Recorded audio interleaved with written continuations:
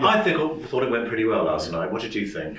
Oh, it was great fun to finally see it with an audience, hear their reactions, laughter, even in spots that we didn't expect. Yeah, it was a good reaction, good crowd. Yeah, seeing with many people there and seeing those reactions, beautiful time. Thank you. Yeah. No, and also when I said to everybody, well, have you heard of any of these movies? Only one person said yes. Yes. And so you actually have sort of struck an audience who really know nothing, which is why I liked it so much, because it really informed me about a subject matter that I didn't know anything about. Yeah, it's going on. Originally, you always try and get a name into your movies and say, oh yeah, that'll help you promote the movie, but we just pulled those out of the film. We had some of the Blair Witch people, but everybody's heard that story before, and we focused on the non-filmmakers that are included. The yet-to-be-knowns. Yeah, absolutely. Well, that's the hope, isn't it? Yeah. You've got to, some discoveries in there that you know will actually go on to amount to something. And there was some, we must have done almost 70 interviews, and there were all very unique voices. You always glom onto those ones that are unique to your story, and they all stood out so much larger than everybody else. We had those usual same deliveries. You go, how can everybody have the same response? I'm no kidding, it was 90% were the same words. So we had only one roller coaster in there. Yeah, we only had one roller coaster. We had, there must have been everybody says, oh, it was a roller coaster ride. Horror movies are like watching a roller coaster, being on a roller coaster. So it was funny. It was good, yeah. Now you started in 2010, so 11 years later. I mean, what took you so long? Come on, guys. Well, we weren't working on it the whole time. It was one of those projects where we dip in and out of it, and our regular job, we're traveling across the country, and we would find filmmakers in the different communities that we would visit and do interviews. And it was kind of word of mouth that picked up. And then we were about ready to wrap, and yeah, so we had filmed, we gathered all the interviews, we thought we had a great story, and then we saw a movie that was at the local Lancaster, Pennsylvania Film Festival. And there was this fellow called Mike Lombardo had a zombie film showing, and we always wanted, our original plan was to do just local horror filmmakers, but we couldn't find anything right at the start. People said, we don't want to be part of it, we're too embarrassed to show you a movie. But that was the whole point. We wanted something really small and intimate, stories to the local area. We just finished, and then we saw Mike's movie, Mike Lombardo, who became the lead story. We gave him a call, Mike, can you be part of the movie? And he said, no.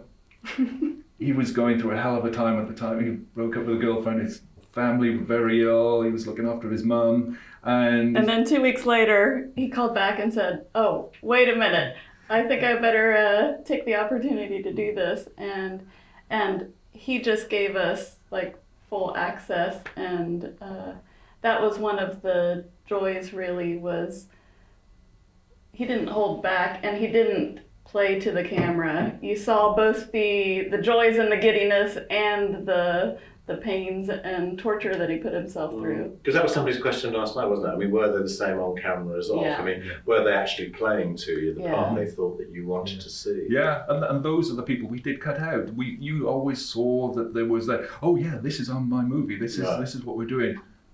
When everybody relaxed and with themselves, then you saw those magic, those gems. It came out beautifully, especially with Mike Lombardo. Yeah. No, so I mean, okay, 11 years, and you're sort of like, so everywhere you went, because you are. So we work with disaster relief agencies. So if there's, you think of a hurricane down on the Gulf Coast of the United States, Louisiana, Mississippi area, the houses will be blown apart, and we'd be down there filming the recovery, clean up, houses being rebuilt. So whenever we were in the area, we would ask some of the other filmmakers that we'd interviewed, all right, we're down in Louisiana, who can you recommend? So we would film and, do... Well, and you were always looking for a good werewolf movie, a low budget werewolf movie, because that's harder to find, because werewolves are tricky costumes to make. So we had Mike again in Mississippi, so we were so happy. You can't believe how much we searched and searched and searched for a low budget film featuring a werewolf, and Micah came into our hands, and it was spectacular. We were so pleased, and that was after we filmed something clean up after Hurricane Katrina in the early 2000s. So yeah, so what am I saying? Yeah, was it 2010? Sorry. The decades just fly by, don't they? Did you come up with the grassroots horror name, or was that already in the sort of zeitgeist, so to speak? I think we sort of came up with Julie came up with the that, tagline. It was a documentary about grassroots horror filmmakers, the fascination, the brilliant terror, and then the original title of the movie. One day you can ask us what it is and we'll tell you all about it. But that's the thing we threw out. So we and then Julie said, "Hey, this Well, yeah, go on." Yeah, and what we liked about grassroots was, to me, there's that DIY feel to it and that homegrown enthusiasm there versus just the indie industry.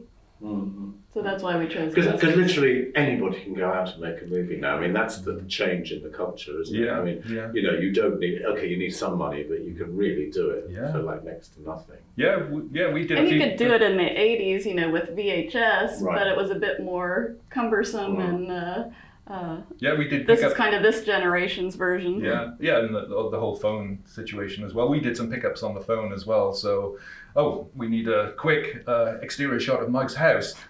Bang! So, Mike, walk into your house. Okay, we can film that easily. So that's the joy of the moment.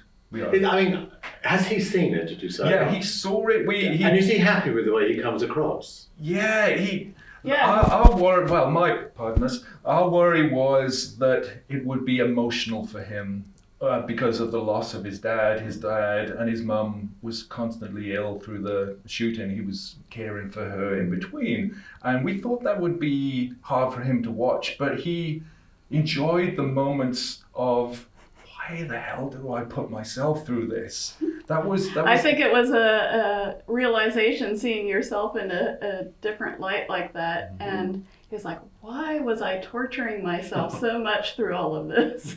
Because I think you said that they're not really looking for theatrical distribution. They just are looking at it to sell as a DVD on the convention. Yeah. Some of them are, yeah. That's where they see the money. Mike did pretty good with his movie, the package, the compilation of shorts that he put together, and the feature that we tickle on in the movie, I'm Dreaming of the White Doomsday. And he also did go to festivals. Yeah, he does festivals. But his feature film that we just touched on in the movie did get a good release on DVD and Blu-ray. So The Store. I'm Dreaming of a White. I'm Dreaming of a White Doomsday. So that was our original plan to finish the movie. We would film Mike's first day of his first feature film.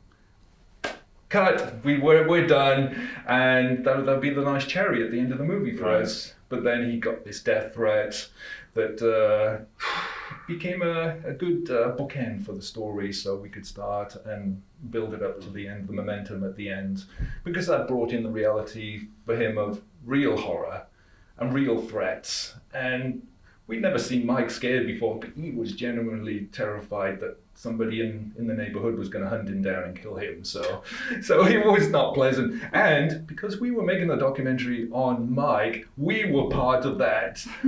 Anybody associated with him. So anyway. But thankfully, nothing happened with that. Yeah, they caught up with the guy and they found him. So. Yeah. I mean, it's interesting as the fact that we're showing one of the movies actually in our main program, Slapface, that you actually mentioned it. So it's really quite, strange how that's worked. Yeah, I know.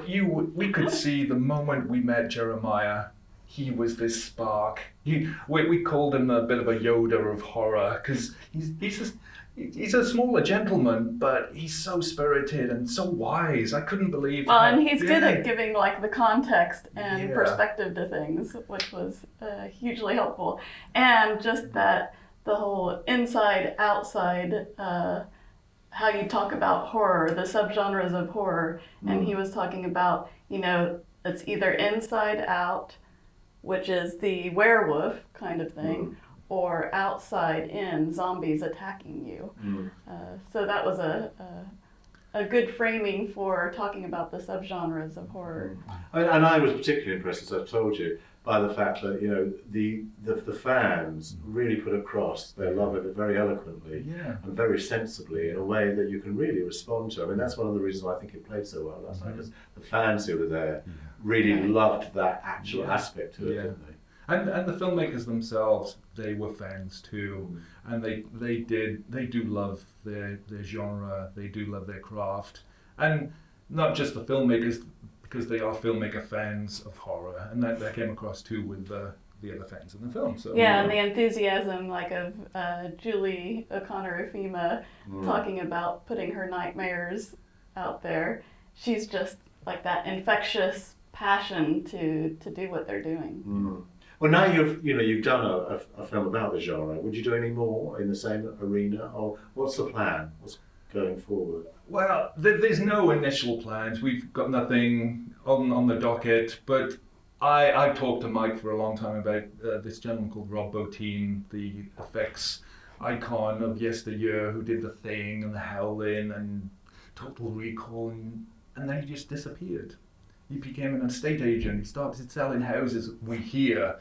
Why would one walk away? I know it's a new era of effects, but just to be a mentor or something, it'd be great to see a story of a mentorship between him and Mike, and teach Mike how to do effects. Those two coming together would be glorious. So we if anybody knows Rob Bottin, give us a call, and we will come and hang out for you for the month and tell a little story. So you're actually going to continue your association with Mike, and you're going to stay in touch? Well, we go out every couple of weeks for lunch, so we're good buddies, and well, you have a pizza, we didn't know don't him I? before. Yes. No pizza. no pizza. Anyway, I'm not going to go there. Oh, well, no, listen, guys. I mean, I'm so glad we showed the movie. Thank you know you. how much I loved it. Yeah. And I think the audience last night did they too. did. So I think it was pretty good. So, Thanks watch for this having space. us. Yeah. You're more than welcome. Thanks, you. guys. Thanks for inviting us.